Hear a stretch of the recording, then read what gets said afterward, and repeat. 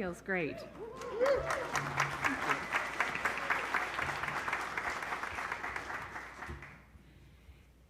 So, as many of you already know, I'm from Syracuse, New York. Not just like I just moved from there, but like from Syracuse, New York. I was born in the same hospital that my mom was born in, and that my daughter was born in, and that Mary DeKuyper was born in. Gives me street cred in Maryland.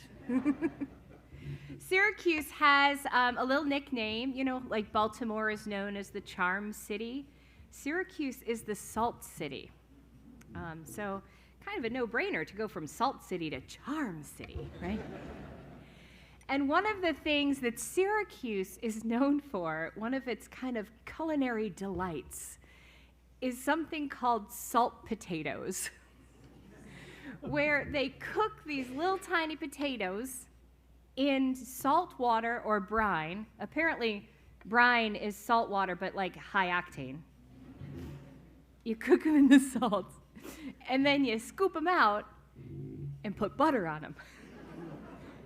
That's it. That's it.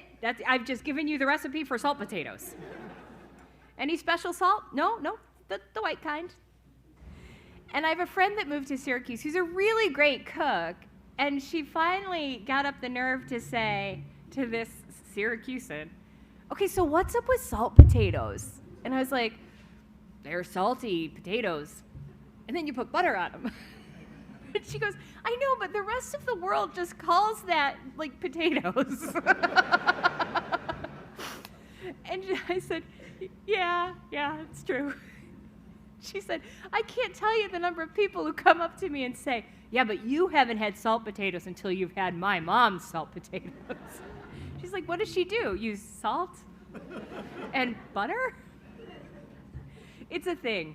So my parents I've always been rather health conscious, and so these salt potatoes, these little potatoes, come with a bag of salt, just probably like a Morton's type of number, and you're supposed to dump the whole bag in, but my parents would only put a teeny little bit, like kind of the amount that you would put in pasta water.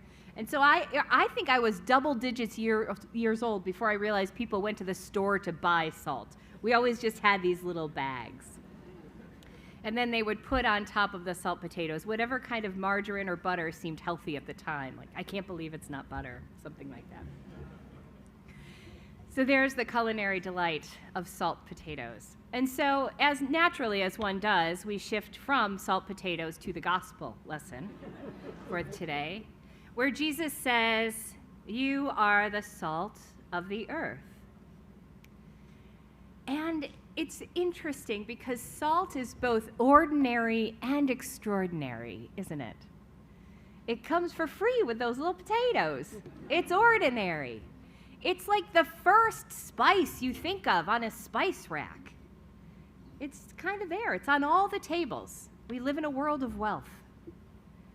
It's also extraordinary. It can make flavors come to life. It can preserve foods.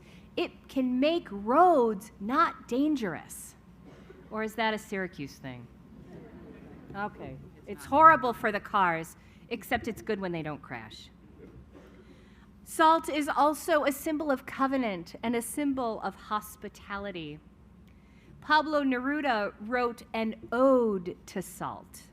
And the last line, it's a beautiful poem, but the last line says, and thus the least wave of the shaker teaches us not merely domestic purity, but also the essential flavor of the infinite.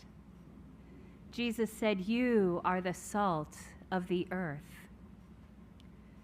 Thus, a mere wave of us teaches us not merely about domesticity, but also the essential flavor of the infinite. And Jesus says, you are the light of the world. Light, again, ordinary and extraordinary. I got up really early today, and I was able to walk around Claggett as it was switching from dark into light and realize that some of the biggest miracles we have nothing to do with, like how the sun comes up every single day and we don't have to put any effort into it. Thank you, sun. And you can see the light just spilling in. And then there's light that we put great effort into, like the halos. Fun tip about Claggett. Try to catch your friends in a photo with a halo over their head. You see the lights I'm talking about? Light is both ordinary and extraordinary. Annie Dillard, in Teaching a Stone to Talk, said, "You do not have to sit outside in the dark. If, however, you want to look at the stars, you'll find that the darkness is necessary." Light is both ordinary and extraordinary. And then Jesus does this little bit at the end of each of these phrases. He says, "You're the salt of the earth." And he says, "But if the salt has lost its taste, how can its saltiness be restored?" And then Jesus says, "You are the light of the world. A city built on a hill cannot be hid, and no one, after lighting a lamp, puts it under a bushel basket, but on the lampstand, and it gives light to all the house." Now, scholars vary greatly on what Jesus was going for here. And I'm not going to weigh in on the academic debate, but for homiletical purpose, let's just imagine he was being a little sassy, right? Because I've never met a salt that lost its taste, right? And so Jesus, like, you're just salt. You're not going to lose your taste. You're not going to lose your saltiness. And light, this whole bushel basket thing. I don't have a lot of experience with bushel baskets, but from my limited experience, if you got a light with a bushel basket, it's either, and you put it on top, it's either going to catch on fire or put out the flame. I think everyone in Jesus' audience would have known that. So I think he was being kind of sassy. You're light. There's nothing you can do about it. You can't put a bowl over it or a bushel basket. You're light. You are salt and light. You already are. Jesus doesn't say you should be salt, or when you grow up you'll be salt, or when you get everything ready and just right you'll be salt. Jesus says you are the salt of the earth. You are.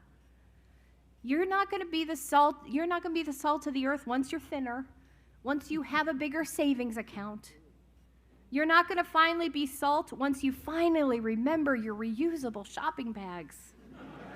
You're not going to be salt only when you stop getting annoyed by so-and-so. You are salt. And you are light. You are light even if you don't get all the projects done. You are light even if the to-do lists just keep growing. You are light even when the piles are not sorted, even when the freezer isn't cleaned out. You are light even if you serve on too many committees. And if you forget that you are salt and that you are light, look to the person next to you. They'll tell you. They'll remind you because they see it in you. I know they do. And if you don't, just look for 1 second more and you'll get it. If you forget that you are salt and light, look to the people in your congregations because we remind each other of those things. I don't know about you, but sometimes I forget that I'm salt and I forget that I am light. And that's why one of the reasons why we have Christian community, one of the reasons why being a Christian is a team sport, so that we can remind each other.